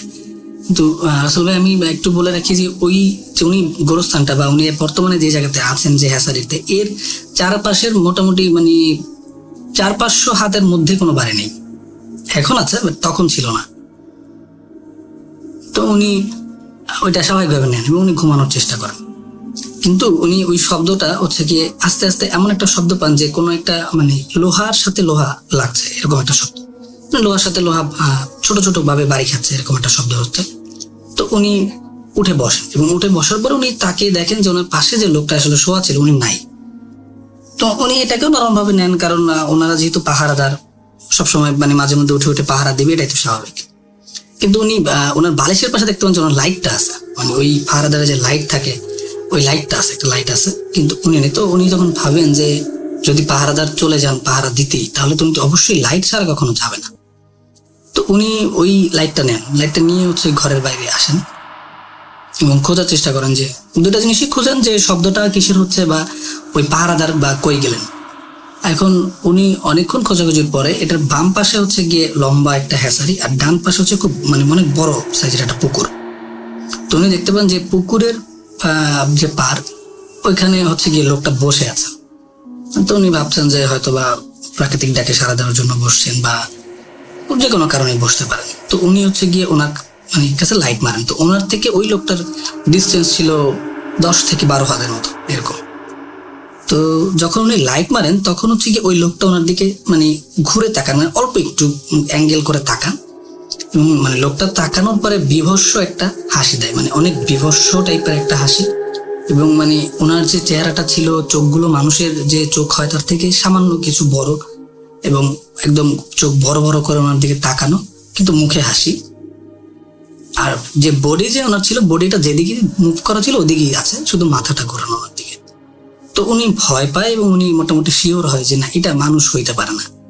আর যদি মানুষ হয় মানে খুব বেশি যে আসলে মানুষ না এরকম অবয়ব দেখাচ্ছে এরকমও না, মানে উনি এটা অনুভব করেন যে এটা ও যদি মানুষ হয় তাহলে ও তো এইভাবে আমার দিকে তাকাবে না, মানে ওই মানুষটা যদি ওই মানুষটাই হয় তাহলে তো এইভাবে তাকানোর কথা না। কিন্তু খুব বেশি যে ভয়ানক দৃষ্টি ছিল এরকম না। তো উনি ভয় পায়, ভয় পাওয়ার পরেও উনি ওনাকে মানে নাম ধরে ডাক দেয়। তো নাম ধরে ডাক দেওয়ার উনি স্বাভাবিকভাবে উঠে দাঁড়ায়, লোকটা দাঁড়ায় ওনার কাছে চলে আসে হেঁটে হেঁটে। তো উনিও ভাবে যে হয়তো উনি ভুল দেখছেন, যেহেতু ডাক দেওয়ার পরে ওই লোক স্বাভাবিকভাবে ওনার কাছে আসছেন। উনি বলে যে কি হয়েছে, কই গেছিলেন। তো উনি ওনাকে জানান যে উনি একটু প্রাকৃতিক ডাকে সাড়া দিতে গেছিলেন এবং উনি এখন শুয়ে পড়বেন। ওনাকেও বলেন যে চলেন শুয়ে পড়ি। তো উনি বলেন যে ঠিক আছে শুয়ে পড়ি, চলেন। তো উনি যখন আসবেন তখন উনি চিন্তা করেন যে যেহেতু বাইরে আসছি, উনি একটু প্রাকৃতিক ডাকে সাড়া দিয়ে তারপরে গিয়ে শুয়ে পড়বেন, এরকম একটা বিষয়। ওই যে লোকটা ছিলেন উনি ভিতরে চলে গেছেন এবং ওই যে ভাইয়ের সাথে এই ঘটনাটা ঘটে, উনি হচ্ছে গিয়ে প্রাকৃতিক ডাকে সাড়া দিয়ে আসবেন এরকম একটা উনি চিন্তা করেন এবং যেটা চিন্তা সেটাই উনি করেন। এবং এটা সেরে 2 মিনিট পরে উনি যখন আসেন, এসে দেখেন যে ওই লোকটা ওই ঘরের মধ্যে শুয়ে আছে, মানে চিত হয়ে শুয়ে আছে, কিন্তু লোকটার মাথার যে তালুটা হয় ওই তালুটা বালিশে। মাথা সাধারণত আমরা যখন শুই তখন মাথার পিছনের যে অংশটা ওটা বালিশে থাকে, মানে লম্বাভাবে বা কাত হয়ে শুই সেটা, কিন্তু উনি মানে কার্ভ হয়ে শুয়ে আছেন আর ওনার যে মাথার তালু সেটা হচ্ছে বালিশে এবং ওনার পিঠ এবং যে ঘাড় সেটা হচ্ছে গিয়ে যে বেড থেকে প্রায় 3-4 ফিট বা 2 ফিট 2.5 ফিট উপরে হবে। আমি এক্স্যাক্টলি বলতে পারছি না, কারণ উনি আমাকে এভাবেই বললেন যে উপরে আর কি জায়গাটা, কিন্তু ওনার যে নিচের যে অংশটা, মানে আমরা যেটা বলি যে মাজা বলি যেটাকে, বা নিচের যে পায়ের অংশ, এটা কিন্তু বেডে লাগানো। তো তখন উনি মোটামুটি শিওর হন, মানে যে যেরকম ভাবে উনি শুয়ে আছেন এটা কোনো স্বাভাবিক মানুষের পক্ষে ভাবে শোয়াটা সম্ভব না। উনি তখন শিওর আছে না এই তো মানে মানুষ হইতে পারে না। তো উনি ভয় পাওয়ার পরে উনি ঘরের ভিতরে আর ঢোকেন না, ঘরের বাইরে চলে আসেন। এখন উনি চিন্তা করতেছেন যে উনি গোরস্থানের দিকে যাবেন। গোরস্থানের দিকে যদি উনি যান তাহলে সেখান থেকে রাস্তায় উঠতে দৌড়ে গেলে 3 মিনিট আর 2 মিনিট সময় লাগতে পারে, কিন্তু উনি যদি সোজা মানে হ্যাসারির পার ধরে রাস্তা উঠতে যান সেখানে 5 থেকে 7 মিনিট সময় লাগবে। তো ওই গোরস্থানের যে ঘটনার কারণে উনি গোরস্থানটা ডিসাইড না করে উনি সরাসরি ওই হ্যাসারি থেকে বের হওয়ার একটা চিন্তা করেন। হ্যাসারি রাস্তা থেকে উনি বের হবেন, যে সেই কাজ উনি দৌড় দেন, দৌড় দিয়ে বেরোনোর চেষ্টা করেন। কিন্তু উনি কিছু দূর যেতে উনি হোঁচট খান। মনে হয় যে ওনার কাছে যে কোনো মোটা কলা গাছ বা কোনো মোটা গাছ টাইপের কিছু একটা, কিন্তু ওটা নরম, ওটার সাথে ওনার পায়ে লাগে এবং উনি পড়ে যান। এবং পড়ে যাওয়ার ফলে মানে ওই হ্যাসারির যে রাস্তাটা ছিল ওটা খুব বেশি না, 2-3 ফিট চ্যাপ্টা হতে পারে। উনি পড়ে যাওয়ার পরে মানে উনি ওই হ্যাসারির যে পানিতে পড়ে যান আর কি, রাস্তা থেকে পানিতেই পড়ে যান। পড়ে যাওয়ার পরে উনি মানে ওইখান থেকে পড়ার পরে উনি ওঠার খুব চেষ্টা করতেছেন, কারণ ওনার কাছে সামথিং রং এতক্ষণ তো অবশ্যই মনে হচ্ছে। ওঠার খুব চেষ্টা করছেন। আর যারা জানেন আসলে এইসব বিষয়ে তারা অবশ্যই জেনে থাকবেন যে এই পানি জিনিসটা বা পানির সংস্পর্শে আসলে একটা আলাদা ধরনের একটা সমস্যা আমার জানার মধ্যে আর কি। যতটুকু আমি জানি যে পানিতে মানে চুবিয়ে ধরা বা পানি কাদার মধ্যে গিরে রাখি, ধরনের অনেক ঘটনা আমরা আগে পরে আমি স্পেশালি শুনছি।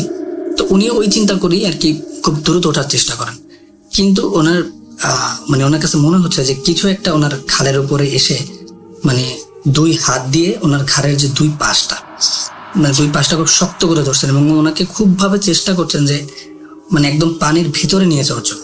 তো উনি একদম পাড়েই ছিলেন, কিন্তু পার থেকে ওনাকে পানির ভিতরে নিয়ে যাওয়ার একটা চেষ্টা করছেন। এবং উনি মানে যে ভাই আমাকে ঘটনাটা বলছেন সেটা উনি অবশ্য ওনার কাছ থেকে, যার সাথে ঘটে ওনার কাছ থেকে শোনা। তো উনি যেটা আমাকে বললেন যে মানে সেই যে প্রেশারটা এত পরিমাণ ছিল যে প্রেশারটা যদি মানে ওজনে অনুভব করা যায় মানে কনভার্ট করা হয় তাহলে সেটা প্রায় 200 থেকে 300 কেজির মতো একটা মানে ওয়েট ওনার কাছে মনে হচ্ছিল যে ওনাকে প্রেশার দিচ্ছে। তো আসলে একটা মানুষের পক্ষে স্বাভাবিকত যেহেতু ওনার পায়ে উনি মাটি পাচ্ছিলেন না ওইভাবে, তো সম্ভব না যে ওই ওজনটাকে ক্যারি করা বা ওজনটাকে উল্টা করে বেরোয় আসে এখান থেকে। তো উনি আসলে সেটা পারেন নাই এবং ওনাকে হচ্ছে গিয়ে ওই যে হ্যাসারিটা ছিল হ্যাসারিটা গোল করে ঘুরানো, মাঝখানে আবার কিছু মানে উঁচু জায়গা আছে, ওইখানে আবার ওনারা কৃষি চাষ করেন। তো ওইটার দূরত্ব মানে যে হ্যাসারিটার যে ঘুরানোটার যে জায়গাটা ওইটার যে দূরত্ব বা ওইটা যে ব্যাস হয় সেটা 15 থেকে 20 ফিট, তো খুব বেশি একটা দূরে না। তো ওনাকে যখন প্রেশার থাকে মোটামুটি মাছ জায়গাতে চলে যান, ওই খালের মতো যে জায়গাটা ওটা মাছ বরাবর চলে যান। এবং এরপরে ওনাকে মানে পানির নিচে মানে খুব শক্ত করে চেপে ধরা হয়, মানে খুব ওজন দিয়ে পানির নিচে চেপে দেওয়া হয়। এবং উনি যেটা করেন যে উনি প্রথমে উপরে ওঠানোর চেষ্টা করেন এবং উপরে ওঠার চেষ্টা করার পর উনি যখন মানে উপরে উঠতে পারছিলেন না তখন উনি নিচের দিকে চলে যান, আর নিজে ইচ্ছা করে নিচের দিকে চলে যান। নিচের দিকে চলে গিয়ে উনি ওই ভরটাকে কাটিয়ে মানে ওই যে মাঝখানের যে উঁচু জায়গাটা ছিল ওইখানে উনি উঠেন। তো ওইখানে উনি ওঠার পরে উনি ওইটার উপরে একদম উঠে যান। উপরে মানে পানি থেকে ওইটার উপরে উঠতে গেলেও 4-5 ফিট মতো ডিস্টেন্স। তো উনি ওখানে উঠে যান। উঠে যাওয়ার পরে উনি দাঁড়ানোর পর উনি যে জায়গা থেকে ওপারের যে জায়গা থেকে পড়ে গেছিলেন উনি সেখানে দেখতে পাচ্ছেন ওই লোকটা দাঁড়ানো এবং ওই লোকটা ওনাকে নাম ধরে, ওনার নামটা আমি বলছিলাম, ওনার নাম ধরে ডাকতেছেন যে ভাই কি হয়েছে, আপনি ওইখানে কেন গেলেন? তো এখন ওনার কাছে মানে আসলে মনে হচ্ছে যে কোনটা স্বাভাবিক আর কোনটা অস্বাভাবিক, উনি নিজেও একটু দ্বিধাদ্বন্দ্বে থাকেন। কিন্তু ওনার কাছে একটা জিনিস মনে হয় যে যেহেতু ও মানে ওই জিনিসটা এখানে আসতেছে না তাহলে আমি ওখানে যাব না। আর ওই পাশের যে লোকটা ছিল সে মানে খুব স্বাভাবিক মানুষের মতো করে ওনাকে বলতেছেন যে আপনি ওখানে কেন এবং এই পাশে আসেন, ওইখানে কি করতেছেন, আপনি এত রাত্রে ওইখানে কেন গেছেন? উনি যখন মানে আসতে রিফিউজ করেন ওনাকে, যেন উনি যাবেন উনি এনে থাকবে, তখন ওই লোকটার একটু ধমকের সুর ওনাকে বলেন যে আপনি কি চুরি করতে আসছেন নাকি, আপনি ওইখানে থাকবেন কেন, আপনি ওখানে যাবেন কেন? তো এটা যদি মালিক দেখে তাহলে তো আমার সমস্যা, অথবা আপনি যদি কিছু চুরি করে নিয়ে যান আমি সারা রাত আপনার জন্য এখানে বসে থাকবো, পাহারা দিব আপনাকে। তো ওনাকে বিভিন্ন কথা বলে এবং ওনার কাছে ওনার কথা শুনে মনে হয় যে না এইটা তো স্বাভাবিক মানুষ। কিন্তু ওনার কাছে এটাও ভয় লাগছিল যে উনি ওইখান থেকে আসলে আবার মানে সাঁতার কেটে পার হয়ে পারে আসবেন, এটা ওনার কাছে ভয় লাগছিল। তো উনি গ্রামগঞ্জে আসলে একটা কথা প্রচলিত আছে যে জিন বা ভূত, যেটাকে ভূত বলতে তো আসলে কিছু নাই, জিনকেই মানুষ বিভিন্ন রূপে দেখে ভূত বা বিভিন্ন কিছু বলে থাকেন। তো এরা হচ্ছে গিয়ে বইটা ভয় পায়, মানে নৌকার যে বইটা থাকে এটা অনেক ভয় পায়। তো উনি ওই জিনিসটাকে মাথায় রেখে ওনাকে বলেন যে আচ্ছা, আপনাদের ওই পাশে একটা নৌকা আছে, তো ওই নৌকাটা হচ্ছে আমার এই পারে পাঠা দেন, নৌকাটা ধাক্কা দেন, তাহলে আমি নৌকায় করে আসবো, আমি পানিতে নামবো না। তো ওই লোকটা ওনাকে বলে যে আপনি তো ভিজাই আছেন, এখন আমি আবার নৌকাটা কষ্ট করে পাঠাবো, আপনি সাঁতার দিয়ে চলে আসেন, এখানে তো 2 মিনিট লাগবে না, আসেন। তো উনি বলেন না, আমি সাঁতার দিয়ে যাবো না, আপনি নৌকা পাঠান, নৌকা পাঠাইলে আমি যাবো, নাইলে আমি এখানে থাকবো আজকে। তো উনি মোটামুটি একটা কনফিডেন্স চলে আসে যে ও মানে ভূত হোক বা জিন হোক বা যাই হোক, ও এখানে আসতে পারবে না। তো আসলে যেহেতু ভূত বলতে কিছু নাই, সো আমি জিন বলেই বলছি বিষয়টা। তো উনি এটা দুজনের মধ্যে একটা আর্গুমেন্ট হয় এই জিনিসটা নিয়ে, কেউই কারো প্রস্তাবে রাজি হচ্ছিল না। তো একটা সময় উনি আর কি এই রাজি না হওয়ার কারণে কনফার্ম হয় যে না, এখানে কোনো একটা সমস্যা আছে, এবং নিজে স্বাভাবিক কথা ভাবছেন, সে স্বাভাবিক কোনো বিষয় এখানে না। তো এরপরে উনি চিন্তা করেন আমি এখানেই থাকবো। কিন্তু কিছুক্ষণ পরে ওই অপর পাশে যে লোকটা ছিলেন, উনি হচ্ছে নৌকাটা ওনার দিকে ঠেলে দেন, এবং তখন উনি মোটামুটি কনফার্ম হন যে না, নৌকা যেহেতু ঠেলে দিয়েছেন তাহলে সমস্যা নাই, এবং উনি ওই নৌকায় উঠেন এবং নৌকা নিয়ে পারে চলে আসেন, এবং ওই লোকটার সাথে ওই পর্যন্ত, আবার ওনার যে ঘর পর্যন্ত, ওই পর্যন্ত যাওয়ার জন্য হাঁটছেন। তো হাঁটতে হাঁটতে উনি ঘর পর্যন্ত চলে যান, কিন্তু ঘর পর্যন্ত উনি যখন যান, উনি আগে ঘরের মধ্যে ঢোকার পরে উনি দেখতেছেন যে ওই সেম লোকটা ঘরে শোয়া, আর যে ওনার সাথে যে লোকটা আসছেন সে হচ্ছে ঘর থেকে 3-4 পা পিছনে দাঁড়ায় আছে। একটা লোক ঘুমোচ্ছে, একটা লোক দাঁড়ায় আছে, আর উনি ঠিক ঘরের মধ্যে মানে দরজা থেকে ঢুকে 1 পা দিয়ে দাঁড়ানো। এখন উনি একবার ওনার দিকে তাকাচ্ছেন, উনি একবার বাইরের দিকেও তাকাচ্ছেন যে আসলে ওনার সাথে কি হচ্ছে। এবং ওই বাইরের যে লোকটা ছিলেন সে এমন মানে বিদঘুটে ভাবে মানে ওনার দিকে তাকিয়ে মানে কান্না করে দেয়, মানে এমন বিদঘুটে ভাবে মানে কাঁদে যে এই মানে ওনার ভাষ্য অনুযায়ী যে এরকম বিদঘুটে কান্না বা বিদঘুটে চিৎকার উনি কখনো শোনেন নাই। এবং সাথে সাথে ওনার ওই যে লোকটা ঘরের মধ্যে ঘুমাচ্ছিলেন উনি এটা শুনতে পান এবং উনি উঠে যান, এবং উনি উঠে এসে ওনাকে বলেন যে ভাই কি হয়েছে, আপনি কাঁদতেছেন কেন? তো উনি বলছেন না ভাই, আমি তো কাঁদতেছি না, কাঁদতেছে ওই লোক। তো ওই লোক বলে উনি ওনাকে দেখানোর চেষ্টা করেন যে বাইরে একটা লোক আছে, সে কাঁদতেছে। তো উনি এটা বলে যখন ওই যে ভাইয়ের সাথে এই ঘটনাটা ঘটে, সে যখন ওনাকে দেখানোর জন্য ডান দিকে তাকান, মানে ঘরের বাইরের দিকে তাকান যে ওই লোকটা কাঁদছে, উনি তাকিয়ে মানে তাকানোর পর আমি শুনতে পাচ্ছেন বাম পাশ থেকেও কেউ ওইভাবে সেম সুরে কাঁদছে। উনি তাকিয়ে দেখেন যে ঘরের মধ্যে যে লোকটা আছে সেও সেম সুরে মানে কিছুটা চিৎকার টাইপের কান্না আর কি, খুব চিকন কণ্ঠে চিৎকার টাইপের এরকম একটা কান্না, যেটা ওনার কাছ থেকে আমার শোনা। তো উনি তখন মানে আসলে এই দৃশ্য দেখার পরে উনি বুঝতে পারেন না যে আসলে কি করছেন, সাথে উনি সেন্সে আর থাকতেও পারেন, উনি সেন্সলেস হয়ে যায়। সেন্সলেস হওয়ার পরে উনি এই যে কবরস্থানের যে ঘটনাটা, কবরস্থান থেকে কিছু দূরে মানে ধরেন আপনার যদি ফিট অনুযায়ী কনভার্ট করা হয় তাহলে 700 থেকে 800 ফিট দূরে মানে একটা ছোটখাটো একটা বাজার আছে, এবং বাজারের এখানে একটা মসজিদ আছে, এটাই মানে স্কুলের মতো আছে। তো ওই এলাকার যারা মুসল্লি আছে তারা সাধারণত ফজরের আজান দিলে ওই মসজিদে এসেই নামাজ পড়েন। তো যখন মানে ওনার সেন্স আসে তখন উনি দেখেন যে উনি মসজিদের সামনে একটা মানে মসজিদের সামনের যে রাস্তা ছিল ওইখানে উনি মসজিদের যে দেয়াল ছিল ওখানে হেলান দিয়ে বসে, এবং ওনার চারপাশে অনেক মানুষজন। তো ওইখানে ওনার একটা কাকা নাম মানে কাকা হয় সম্পর্কে এরকম একটা মানুষের, তো উনি ওনাকেই ফার্স্ট জিজ্ঞেস করেন যে কাকা আমি এখানে কেন? তখন কাকা ওনার পাল্টা প্রশ্ন করে তুমি আসলে ওইখানে কি করতেছিলা? তো উনি বলে যে কাকা আপনি আমাকে কোথায় পাইছেন? তো উনি যেটা বলেন যে ওনারা দেখতেছেন যে ওই কবরস্থানের সামনে, কবরস্থানের ঠিক গেটটার সামনে মানে একটা ছোট লোহার গেট ছিল তখন, এখন বড় একটা গেট আছে। ওই গেটের সামনে উনি এই হেলান দিয়ে গেটের সামনে মানে বসে আছেন, উনি বসা কিন্তু হেলান দিয়ে বসা, আর ওনার সাইকেলটা পাশে রাখা। তো এরকম ভাবে হচ্ছে ওনাকে পান।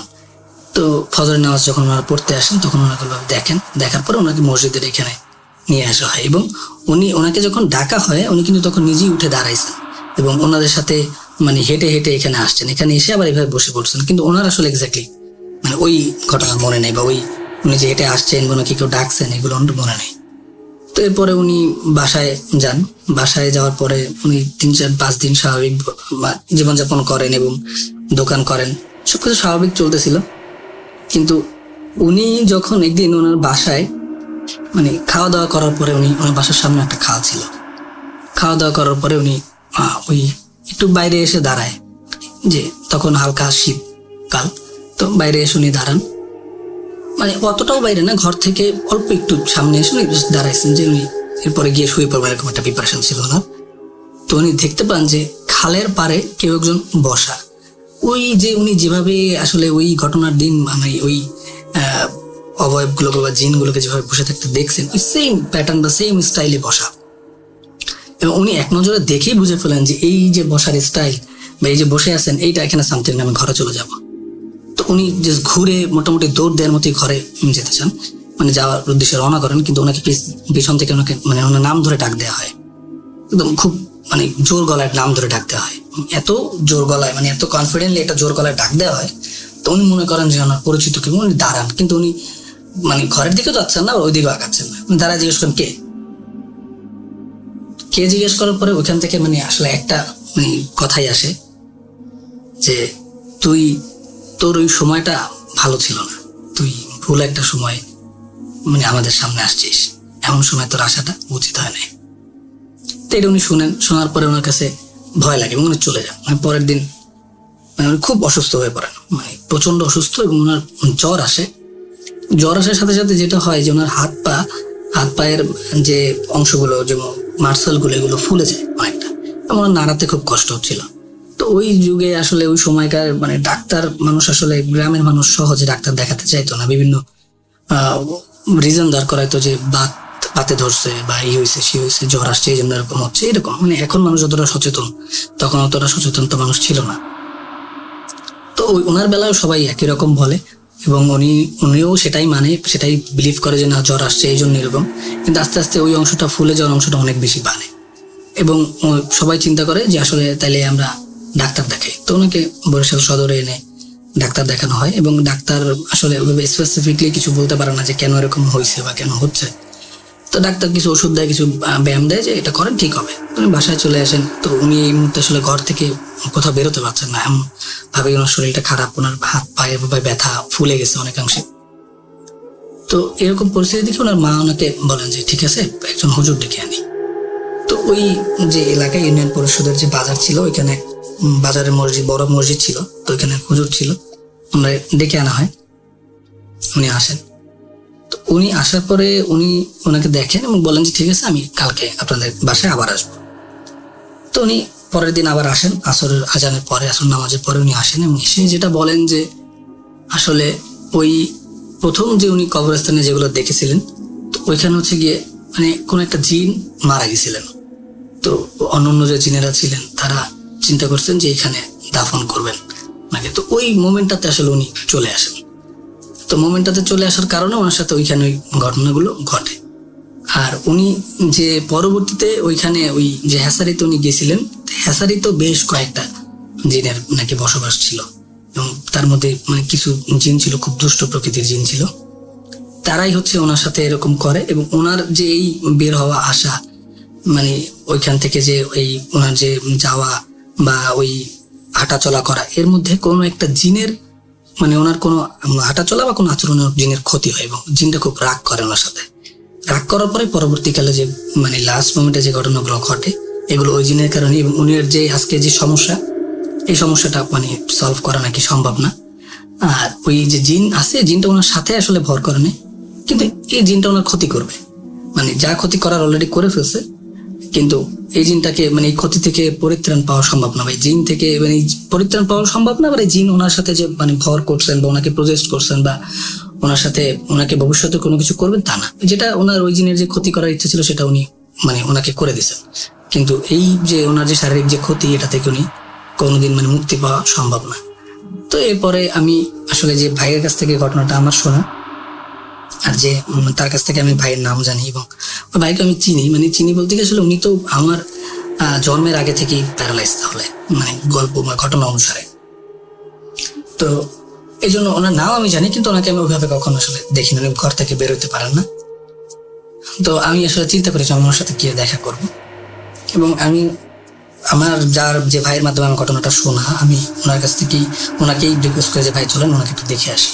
তো ওই যার কাছ থেকে আমি ঘটনা শুনছি তার বাসা হচ্ছে ওনার বাসার দুইটা বাসা পরে। তো উনি আমাকে একদিন নিয়ে যায় এবং ওনার সাথে যাই, আমি কথা বলি, কিন্তু ওই যে ভাই আসলে যার বিয়ে ভাইয়ের সাথে ঘটনাটা ঘটে উনি বুঝে ফেলেন যে আমি এই ঘটনাটা জানি বা জেনেই আমি ওনার সাথে দেখা করতে আসছি, কারণ অ্যাজ ইউজুয়াল উনি আমাকে চিনেন না, আর উনি আমার নামও হয়তো বা কখনো শুনেন নাই।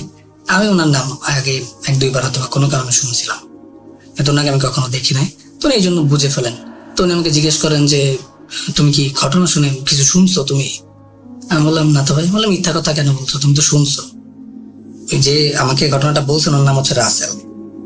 উনি বলেন যে রাসেলের কাছ থেকে কি তুমি শুনছো ঘটনা, কিছু শুনছো? আমি বললাম যে হ্যাঁ ভাই আমি শুনছি।